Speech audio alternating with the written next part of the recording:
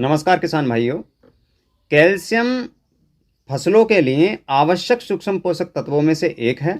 यदि आपकी फसल के अंदर इसकी डेफिशिएंसी आ जाए तो फूलों का गिरना, फलों का चटकना, तने का चटकना, इस तरीके की डेफिशिएंसी आपको दिखाई देंगी। आपको इस तरीके के लक्षण दिखाई देंगे, जिसका परिणाम ये होता है कि आपका उत्पादन बहुत कम हो जाता है। जैसे मान लीजिए फूल गिर गए तो फल का बनना नहीं होगा, या फिर अनाज वर्गीय फसल के अंदर परागकण निषेचन क्रिया नहीं होगी, क्लोरोफिल की मात्रा भी कम हो जाती है, और जो जो अपना तना है, जो पौधे का तना है, वो सख्ती से या मजबूती से खड़ा रहता है। उसके लिए जो आवश्यक सेलुलोज है वो भी कैल्शियम के कारण ही बनता है। तो कह सकते हैं कि कैल्शियम आधार है हमारी फसलों का। और आजकल लगातार फसलों के लेने से, बिना फसल चक्र को अपनाने से कैल्शियम की डेफिशिएंसी हमारी फसलों में देखने को मिल रही है, हमारी ज़मीन में देखने को मिल रही है। और दोस्तों, इसकी पूर्ति के लिए आप दो प्रकार से मार्केट से इसे उपलब्ध कर सकते हैं। एक ग्रेनुअल फॉर्म, दूसरी है लिक्विड फॉर्म।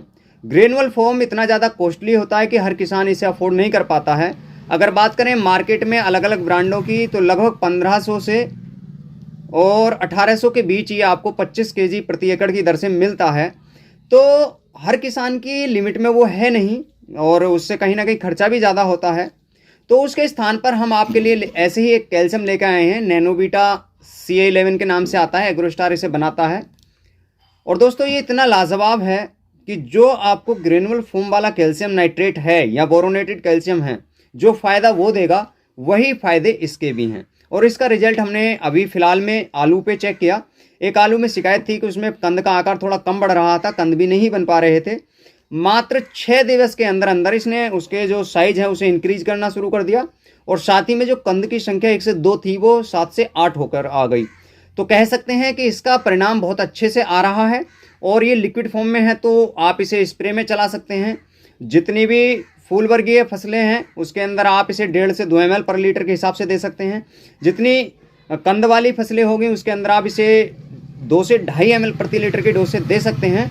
अगर आप स्प्रे में नहीं देना चाह रहे हैं और केवल पानी के साथ बहा करके देना चाहते हैं तो 4 से 5 ml के हिसाब से आप दे सकते हैं। जैसे ड्रिंचिंग होती है कुछ इस तरीके से, या फिर आप 1 लीटर पर एकड़ के हिसाब से इसे ड्रिंचिंग करा सकते हैं।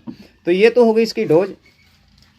अब जो इसके कंडीशनल चीज़ें हैं कि आपको करना क्या है, जैसे भाई मान लीजिए आपकी फसल के अंदर इंसेक्ट का भी प्रकोप है और कहीं ना कहीं फंगल का भी प्रकोप है, तो क्या आप इसे उनके साथ मिला करके डाल सकते हैं? तो जी हाँ, आप किसी भी इंसेक्टिसाइड और किसी भी फंगिसाइड के साथ इसे मिला करके दे सकते हैं।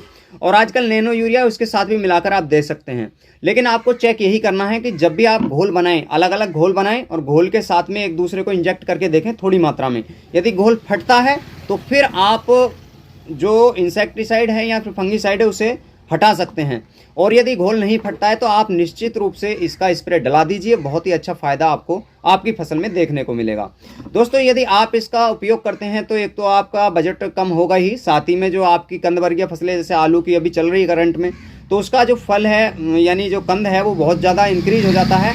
और जो फटने की शिकायत आलू के कंद में आती है या फलों में आती है, अगर आप इसका प्रयोग कर लेते हैं तो वो भी शिकायत दूर हो जाएगी।